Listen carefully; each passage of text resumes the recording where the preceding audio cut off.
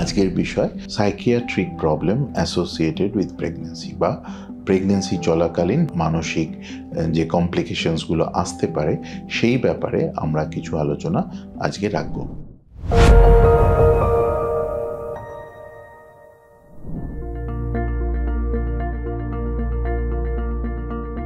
Pregnancy চলাকালীন যে মানসিক সমস্যাগুলো হয় দেখা গেছে সেটা কিন্তু ইয়াং এজে বেশি হতে পারে বা খুব ইয়াং এজে যাদের প্রেগন্যান্সি হচ্ছে, প্রথম প্রেগন্যান্সি যাদের হচ্ছে তাদের হতে পারে, এবং যদি আনপ্ল্যান প্রেগন্যান্সি এসে থাকে তাদের ক্ষেত্রে এই ধরনের সমস্যাটা একটু বেশি হতে পারে।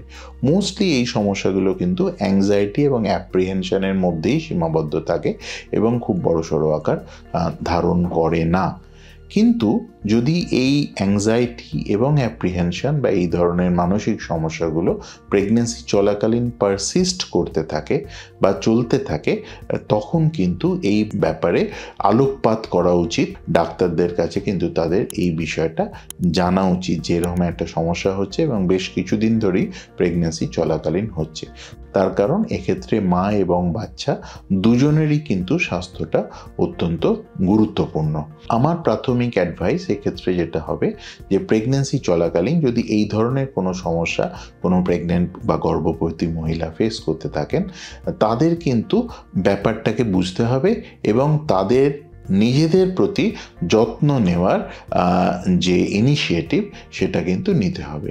দেখা গেছে যে বেশিরভাগ ক্ষেত্রেই কনসিডারেশন এবং সাপোর্ট, ফ্যামিলি বলুন, নিজের প্রতি নিজের দেখাশোনা করার মাধ্যমে এবং যদি দরকার হয় ডাক্তারদেরও ক্ষেত্রে মেন্টাল সাপোর্ট এবং কাউন্সেলিংয়ের সাহায্যে কিন্তু বেশিরভাগ ক্ষেত্রেই এই ছোটোখাটো জিনিসগুলো সমস্যার সমাধান করা সম্ভব হয়। কিন্তু কিছু কিছু ক্ষেত্রে এই ধরনের জিনিসগুলো বাড়তে থাকে বা মোর সর্ট অফ সিরিয়াস আকার ধারণ করতে পারে। তো যখন এই ধরনের সমস্যা ধরা পড়ে প্রাথমিকভাবে আমরা ডাক্তাররা যে অ্যাডভাইসটা দিই সেটা হচ্ছে যে ইট ওয়েল, স্লিপ ওয়েল এবং ডিস্ট্রেস ইয়োরসেলফ যতটা সম্ভব। কেউ যদি কাজে থাকেন স্ট্রেসটা কাজের ক্ষেত্রে থাকতে পারে, সামাজিক বা ফ্যামিলি ক্ষেত্রে স্ট্রেস থাকতে পারে। সুতরাং এই স্ট্রেসগুলো যতটা সম্ভব অ্যাভয়েড করুন বা লজিক্যালি ডিল করুন।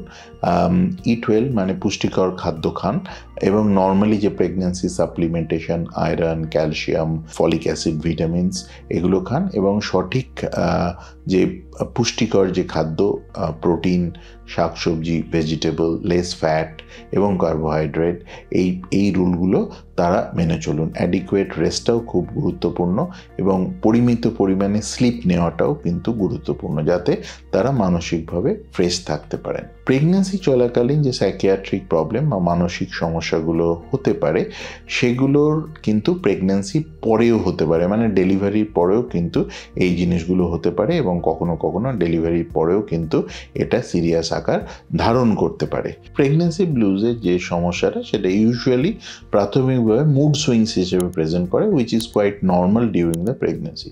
কিন্তু এই ব্যাপারটা যদি পারসিস্ট করতে থাকে এবং ডেলি যে লাইফস্টাইল এবং যে বাঁচার যে ধরন সেটাকে অ্যাফেক্ট করতে থাকে, তখন কিন্তু এই ব্যাপারটার প্রতি কনসিডারেশন বা অ্যাটেনশন দেওয়া উচিত এবং টু আস্ক ফর হেল্প, মানে যাতে করে তারা সঠিক জায়গায় হেল্পের জন্য জানাতে পারেন সেই ব্যাপারে তাদেরকে অ্যাডভাইস করে থাকবো। সো পোস্টপার্টাম ব্লুজ বা প্রেগন্যান্সি ব্লুজ ইউজুয়ালি একটা মুড সুইংস যেটা কখনো কখনো পারসিস্ট করে সিরিয়াস আকার ধারণ করতে পারে। এর থেকে বেশি যদি সমস্যা হয় সেটা ইউজুয়ালি দুভাবে হতে পারে। একটাকে আমরা বলি ডিপ্রেশন, প্রেগন্যান্সি চলাকালীন ইভেন আফটার ডিপ্রেশন, ডেলিভারি পর পোস্টপার্টাম ডিপ্রেশন, অথবা anxiety to the extreme level, যেটা অনেক সময় একটা সিরিয়াস মানসিক কমপ্লিকেশনস তৈরি করতে পারে। এই দুটো ক্ষেত্রেই কিন্তু অ্যাওয়ারনেস ইজ ইম্পর্টেন্ট এবং এরকম কিছু হলে যাদের তারা প্রেগন্যান্সির যে ডাক্তারবাবু তাদের দেখছেন তাদের প্রাথমিকভাবে জানাতে হবে এবং এবং এবং বেশিরভাগ ক্ষেত্রেই কিন্তু সেক্ষেত্রে যারা সাইকিয়াট্রি ডক্টর তাদের পরামর্শ নিতে হবে। এরকম নয় যে এই ধরনের সমস্যা প্রেগন্যান্সি চলাকালীন কোনো ওষুধ নেই। প্রেগন্যান্সি চলাকালীন এই ধরনের সমস্যা যদি সিরিয়াস আকার ধারণ করে তার কিন্তু ওষুধ আছে। সুতরাং রেকগনিশন করে সঠিক হেল্পটা নিতে হবে। ডিপ্রেশন অ্যাংজাইটি ছাড়াও আরও কিছু কিছু সাইকিয়াট্রিক সিমটম প্রেগন্যান্সি চলাকালীন হতে পারে, যেমন ধরুন অবসেসিভ কম্পালসিভ ডিসঅর্ডার, ওসিডি যেটাকে বলে, যে বারবার একই পার্টিকুলারলি কাজ করার কিছু প্রবণতা, যেটা অনেক ক্ষেত্রেই কোনো মিনিং রাখে না, এরকম হতে পারে। এছাড়া ম্যানিক ডিপ্রেসিভ সাইকোসিস অর বাইপোলার ডিসঅর্ডার যেটাকে বলা হয়, এছাড়া ইটিং ডিসঅর্ডার, বুলিমিয়া, এগুলো প্রেগন্যান্সি চলাকালীন হতে পারে।